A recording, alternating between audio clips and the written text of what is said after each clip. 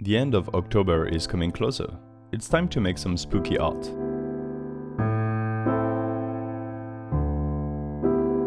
Well, hello there, I'm Detroit. I have a strange relationship with scary stuff. For one, I love it, but I'm very exigeant about it. I'll talk about it more later. The thing is, I can't really draw scary stuff. I'll be trying to draw a scarecrow today, which is a prompt that was suggested in the comments of a previous video. So thanks to MK aka Morgan for the prompt. If you too have something you want to see me draw, write it down below, I'll take a look. I made many sketching layers for this scarecrow.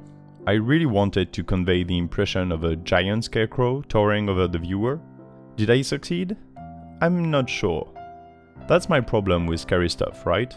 I have visions in my head of what I want to represent, but it's too abstract for me to actually draw, compared to most of my other drawing ideas. That's what I want to talk about actually. I won't talk much about the actual drawing today, I think. Let's get a bit of context first. I'm sure I've told you in a previous video, but I'm a big fan of horror. But more than horror, what I like is the deep, unexplainable terror. The uncanny, the unreasonable, the unexplained. Ever since I was a kid, I loved reading Stephen King's books. Salem, Pet Sematary, stuff like that. My favorite being It, which I read first when I was 12. That book scared me in the deepest way, but also the best way. I got so into the book that I was reading until 1 or 2 AM with a lamplight when I was supposed to sleep. Keep in mind that I was 12, alright? The book is so good that I couldn't stop reading, and after a while I still had to stop, of course, and then try to sleep in the darkness in the middle of the night. A book for me is so much more evocative than any movie can ever be, and I think that's why I can't really draw horror like I wish I could. It's always lacking the little something that only your mind can provide. Another incredible source of horror is Lovecraft, of course. Stephen King plays a lot on the uncanny, strange situations that slowly unravel into terrible things. H.P. Lovecraft, on the other hand, plays with the unexplainable, the incomprehensible, the terror that is induced by the folly, and the physical impossibility to understand. You can't really represent that in a picture. This is why I am so exigeant when it comes to horror movies, and why I end up disliking most of them.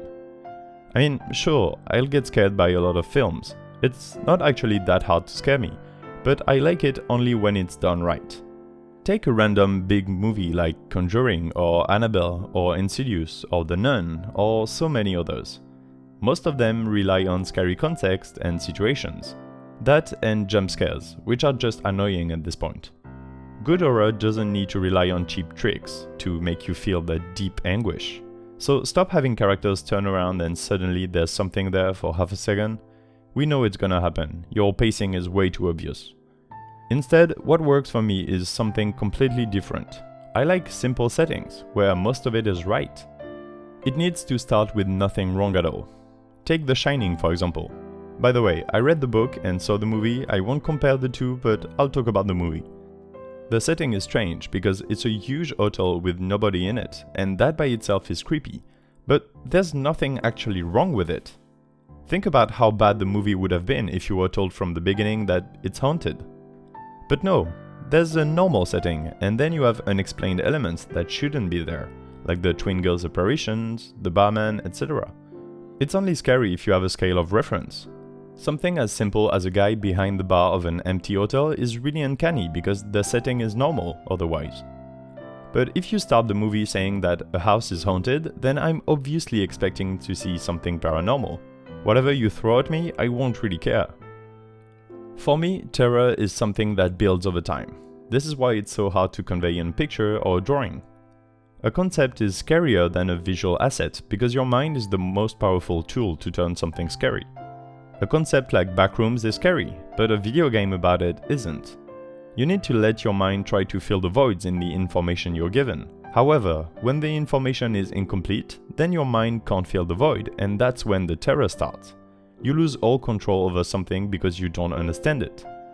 The eldritch horror of H.P. Lovecraft is like that.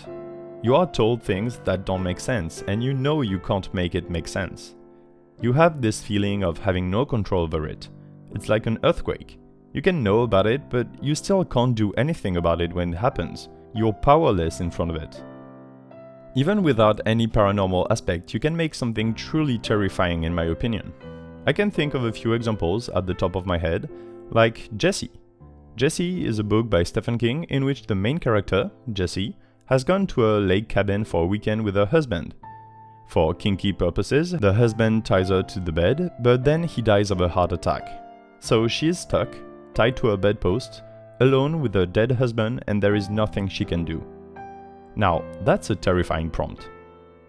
If you're looking for ideas for a story that can become true horror, then base yourself on one of the human's primal fears. Look for the things that everybody is scared of and play off of it. Let's say the lack of oxygen is one, and it will make people go mad without any option, so maybe drowning, maybe a trip to space that doesn't go well, maybe being buried alive. Darkness is another scary thing. We rely on our eyes so much that when we can't, it's terrifying. The movie The Descent is all about that. Being stuck is also something you can use. It's powerlessness, it's claustrophobia, it's scary. Finally, one of the best concepts, I think, is when the wrong thing is inside of you. It's madness slowly seeping out, oozing, taking over. It's when a change happens in the way your insides work. What if there is something inside your eye that you can't unsee but nobody believes you? What if part of your body suddenly acts like there is somebody else controlling it? What if you're suddenly obsessed with jumping off a bridge and you need to fight the urge to because you don't want to jump off a bridge? Even something as simple as you can't see other people's faces anymore can turn into the most maddening story if done right. But that is hard to convey into pictures. Concepts are already hard to turn to words, even harder to turn to video, and even harder still to turn to a single image. I'm not fond of this picture I drew today. Next week's digital painting will be a better attempt at drawing something scary. I know because I already drew it. But since today's drawing was inspired by your prompts given to me in the comments, I still wanted to upload it. Subscribe to see something scarier next week, like the video if you enjoyed this little talk about true horror, and share your thoughts on the topic in the comments. You can find all my drawings on Instagram and Twitter, so give me a follow there. Now, whatever you do, don't turn around. Bye!